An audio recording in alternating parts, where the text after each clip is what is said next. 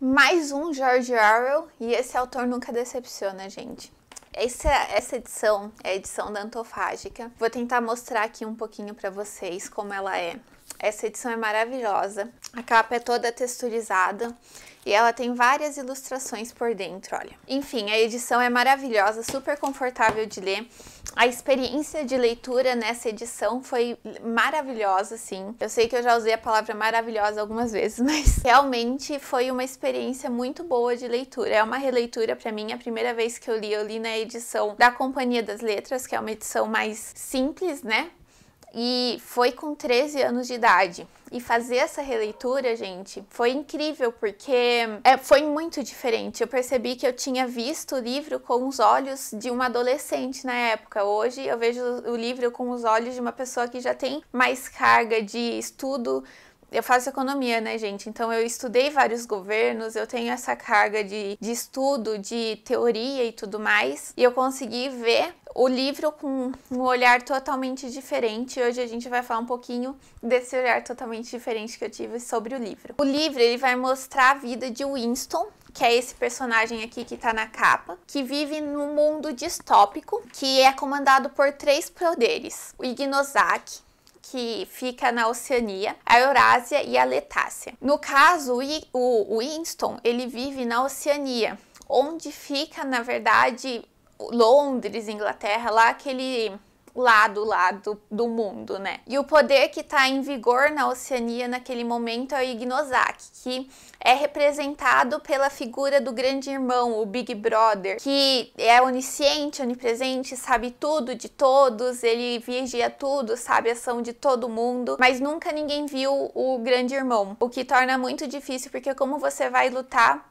com um líder que não existe? É uma questão que eu tive aí durante a leitura. A narrativa do texto, né, que eu acho que é uma parte importante de falar também, ela é dada por um narrador onisciente que segue a vida de Winston, segue o ponto de vista de Winston. Então não é um narrador tão confiável, porque ele é um narrador totalmente enviesado para a vida de Winston, para os pensamentos, para as opiniões de Winston. Então não é totalmente confiável também esse narrador. E assim, gente, o Winston, para mim, ele foi um personagem meio indiferente, meio blé, sabe? Meio...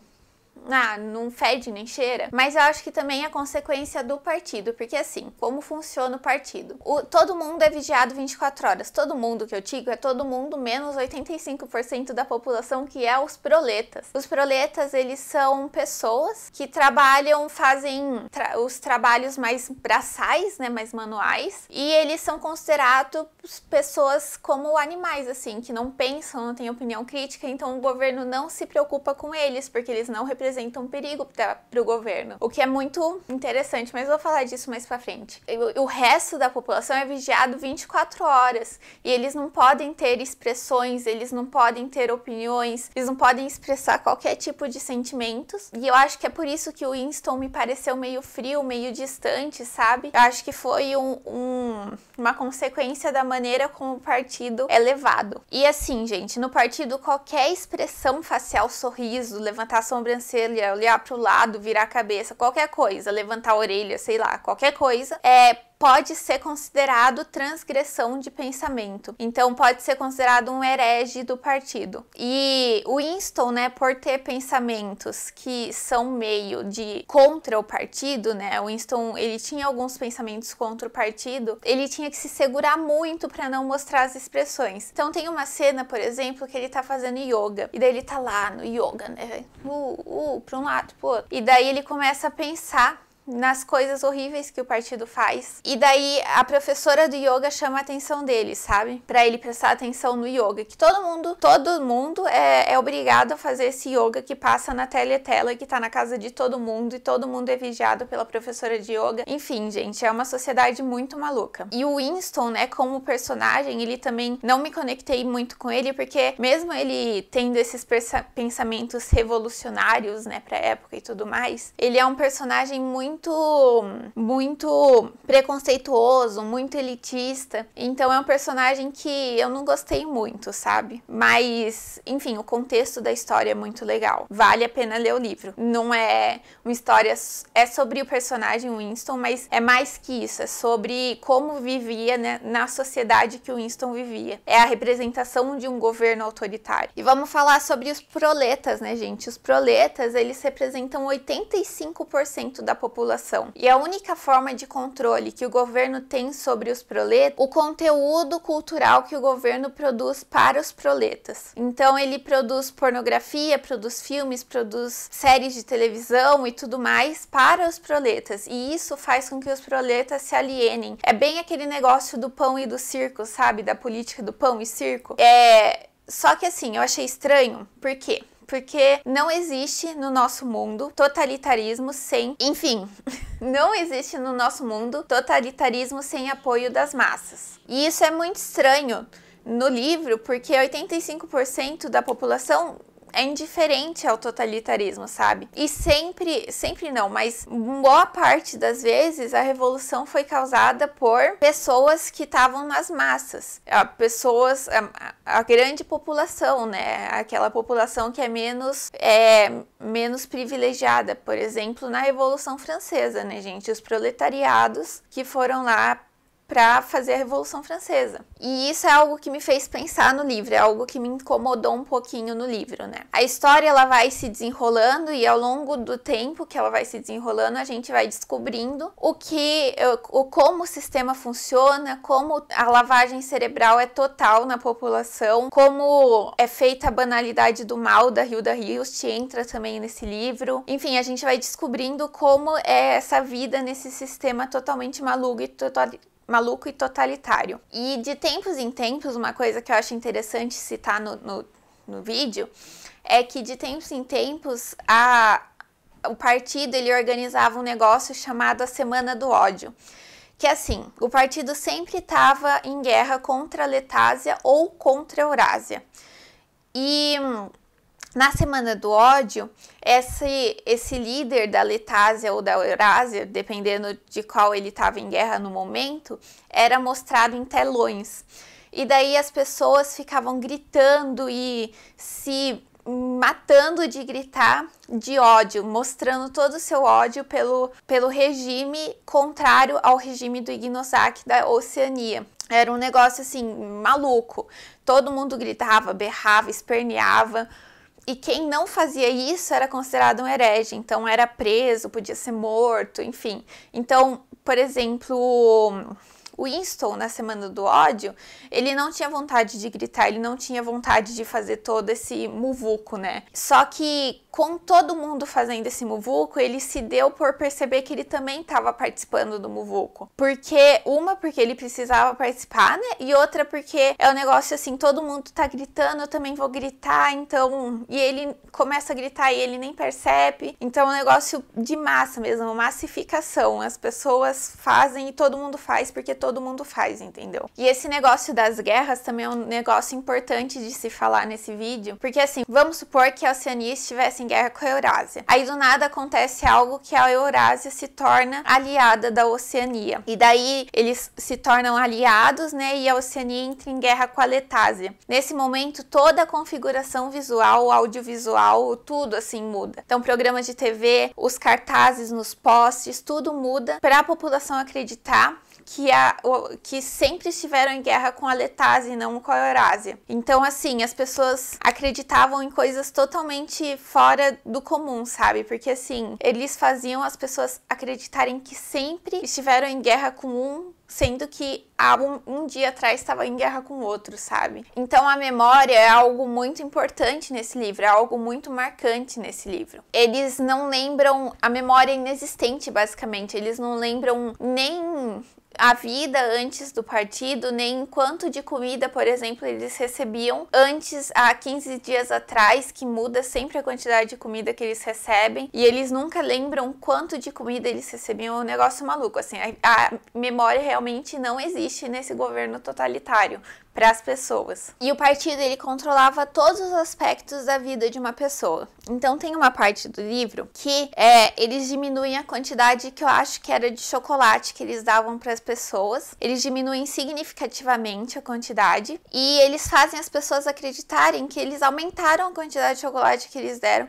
e as pessoas acreditam que eles aumentaram a quantidade de chocolate que foi dada. Então tudo era muito facilmente manipulável, assim, tudo era... Você conseguia controlar tudo, o partido conseguia controlar todos os aspectos da vida das pessoas. E o grande irmão do partido é uma pessoa invisível que causa medo, né? É um gigante, é uma pessoa que nunca morre, é imortal, inquebrável e tudo mais. E isso é um problema, né, gente? Porque como você derruba um líder inexistente? Como você vai lá e derruba essa pessoa? Não tem como. Então é um problema também esse líder ser um líder que ninguém conhece, ninguém nunca viu, enfim. E outra questão do livro que eu acho muito importante é a linguagem. A linguagem, até num texto do George Orwell que fala sobre a política a linguagem é muito importante para a política, porque se a linguagem não oferece a crítica, o pensamento crítico suficiente, você não tem o pensamento crítico suficiente. Então eles estão criando nesse governo do 1984 todo um novo conceito de linguagem que chama nova língua. E essa nova língua eles estão criando um dicionário e ela é totalmente reduzida. Então, por exemplo, não existe bom e ruim nessa nova língua, existe bom e não bom, porque você precisa pensar menos do que falar bom e ruim, entendeu? Então tudo é muito reduzido para reduzir o pensamento crítico. E também tem o duplo pensar, que é um conceito que, assim, eu tentei, mas não entendi direito. Eu entendi, mas assim, eu não vou conseguir explicar para vocês. Então, eu tenho aqui na página 57 exatamente o que eles falam que é o duplo pensar, que eu vou ler aqui para vocês agora, a hora que eu achar a página 57. Duplo pensar. Winston deixou os braços caírem ao lado do corpo e aos poucos recuperou o ar nos pulmões. Somente deslizou para o mundo labiríntico do duplo pensar. Saber e não saber. Estar consciente da verdade completa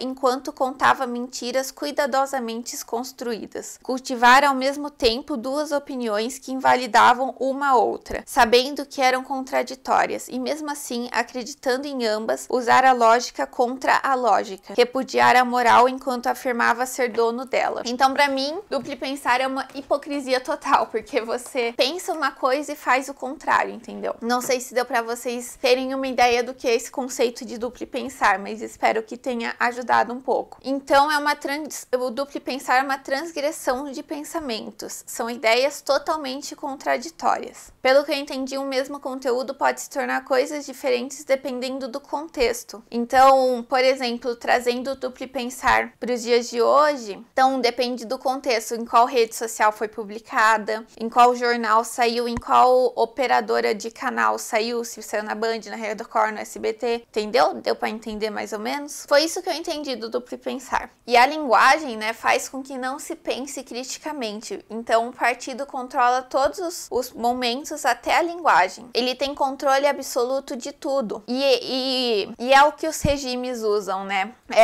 Eles conseguem se infiltrar em vários âmbitos da sociedade usando esse tipo de linguagem, usando um modo específico de linguagem. Hoje a gente pode trazer para fake news, para muitas fake news que acontecem, né? As distorções de informações também. Então, por exemplo, hoje a gente pode ver o nosso digníssimo presidente Bolsonaro usando linguagens muito chulas. Então, ele não